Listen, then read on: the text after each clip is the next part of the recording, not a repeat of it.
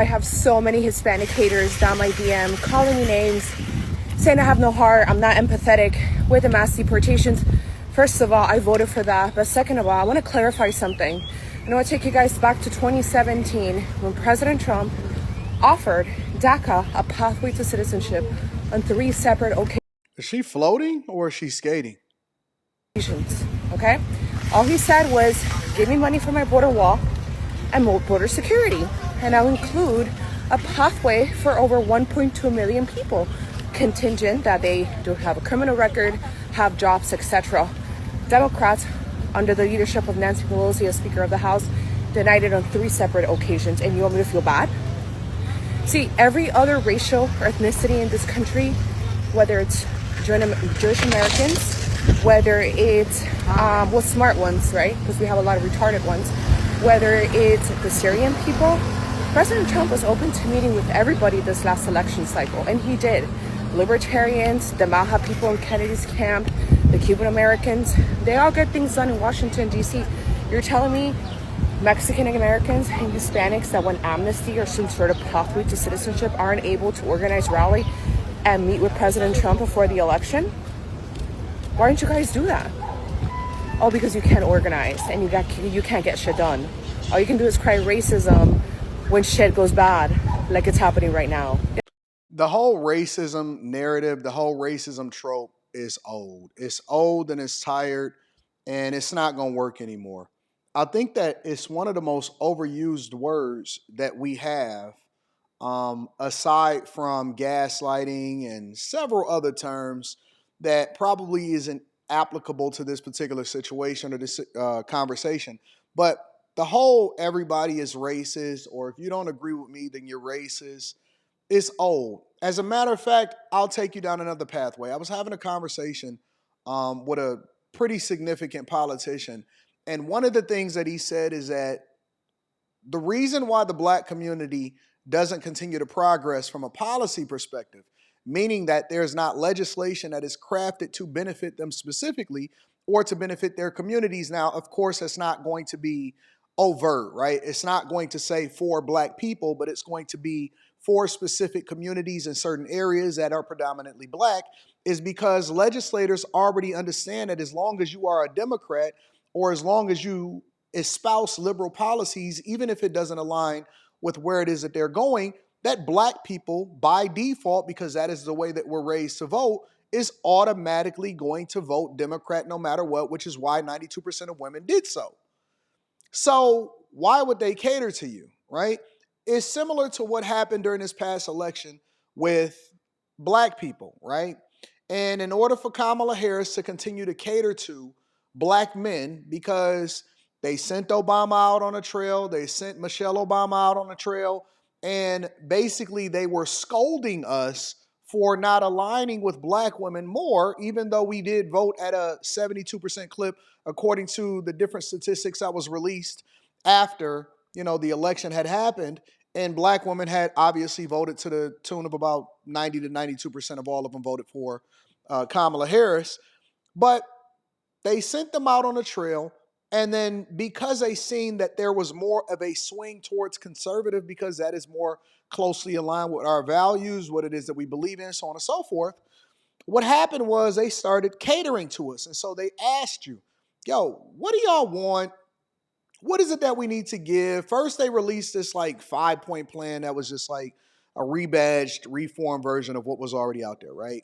And it amazed me because it's like, yo, this is a presidential campaign. Y'all spent well over $1.5 billion advertising, gave a bunch of money to a bunch of liberals who were taking advantage of you and your community. And it was just funny to me because y'all couldn't come up with anything better than free weed and to remove the availability of incarceration for a lot of black men for smoking on a federal level. And I'm like,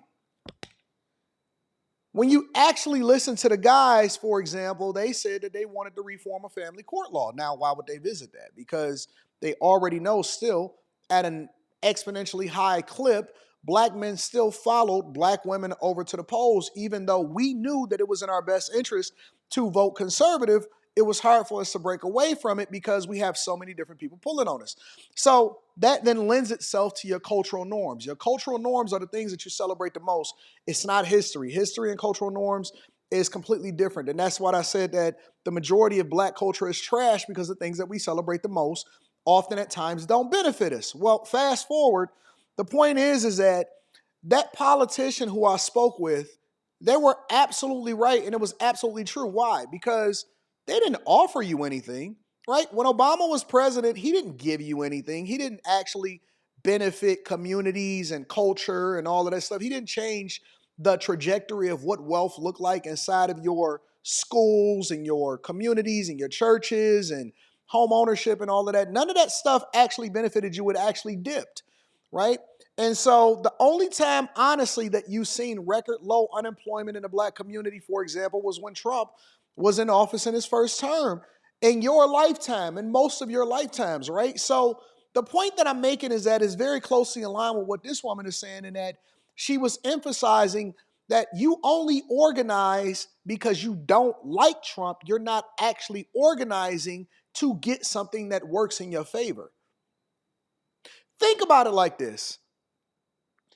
Most liberals believe in diversity, equity, and inclusion in the term, but they don't believe in it when it comes to their politics or their policy and how it is that they go about tolerating other people in their community. They believe in it as long as it fits in this little square box, but they don't believe in it when it comes to you being on the opposite side of their beliefs. I happen to believe that you need people on both sides so that you can then leverage politicians and then demand what you want for your tax dollars, because we are paying them to legislate for us. So if they know that they don't even have to cater to a certain demographic because that vote is already going to be there no matter what, then why wouldn't they just continue to push whatever it is that they wanted to push in the first place?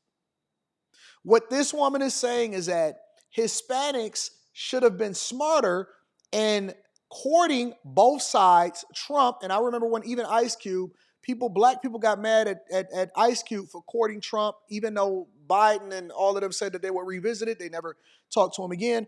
She's basically saying it's stupid for you guys to only be on one side, for not only you to be against deportation of illegal migrants, because people that can vote against illegal migrants coming into this country undocumented, because the ones that's undocumented, they can't vote anyway. So when Trump then offered you a path to legal citizenship, granted that you gave in and said, well, we need to protect our borders because we just can't have an influx of people coming in here undocumented, you denied it to your own demise, and now you have to pay for the consequences that come along with that. And so even though he was giving you grace because you were not supposed to be here, you came over here illegally, you still denied it, and you didn't want to go and acquiesce over into making sure that you made amicable claims and organize in the right way. And so now y'all out there protesting and tearing up Los Angeles. And how is that benefiting you? They ramped up deportations more. What you gonna do? They did this whole No Kings protest. They protested for illegal migrants in Los Angeles and all of these places. And you know what y'all did? Made yourselves target to get even more arrested and more y'all up out of there. Now you can't even go outside of Home Depot and ask for work. Nail salons shut down. And this is not just towards Hispanics. This is not just towards Mexicans. This is everybody. If you are over here illegally, I think you need to go. You need to go. Because there is a reason why there's rules and laws that are required. And if a country has no borders, then a country is not a country, in my opinion, personally. But I always like to give credit to the content creator, so that link will be in the description. Teach Henley, 40% off your first order plus 20% off for life. I love you. I appreciate you. I want to know what y'all think inside of the comments. I'm going to holler at y'all tonight. Peace.